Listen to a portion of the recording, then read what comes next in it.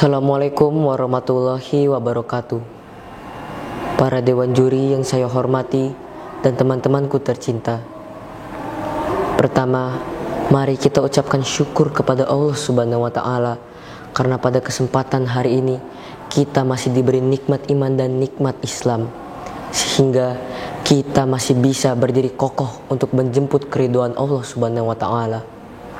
Semoga kaki kita tetap kokoh untuk terus berjalan, bahkan berlari mengejar ridha Allah Subhanahu wa Ta'ala.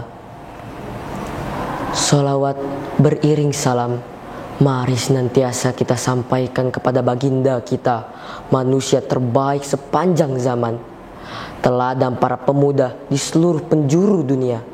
Beliaulah Rasulullah Muhammad Sallallahu Alaihi Wasallam. Semoga kita mendapatkan syafaatnya di akhirat nanti. Amin ya robbal alamin.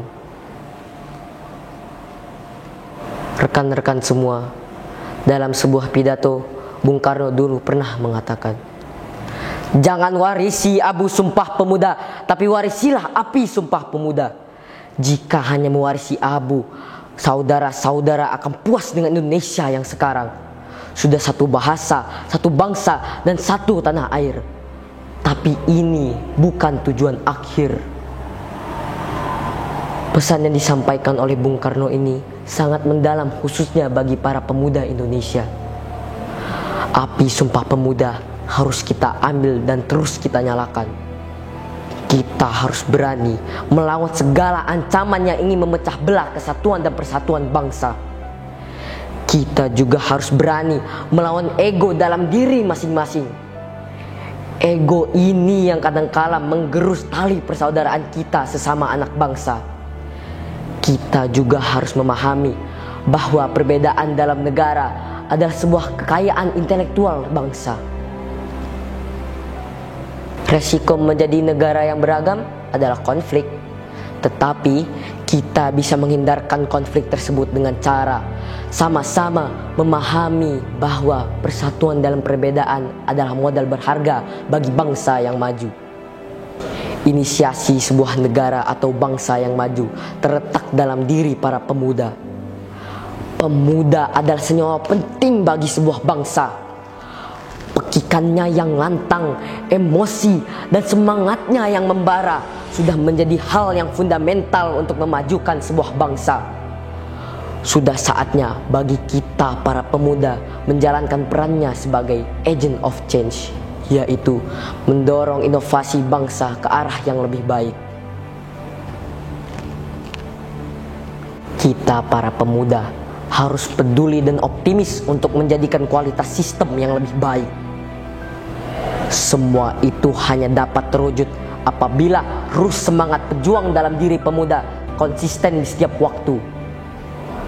Berani keluar dari zona nyaman, dan yang paling penting, sisi transdental dalam pemuda terarah dengan baik. Saudara-saudara semua, bagian transdental adalah bagian yang berkaitan dengan Sang Pencipta.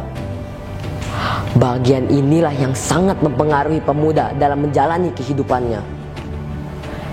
Inti dari bagian transdental adalah beribadah kepada Sang Pencipta, yaitu Allah Subhanahu wa Ta'ala.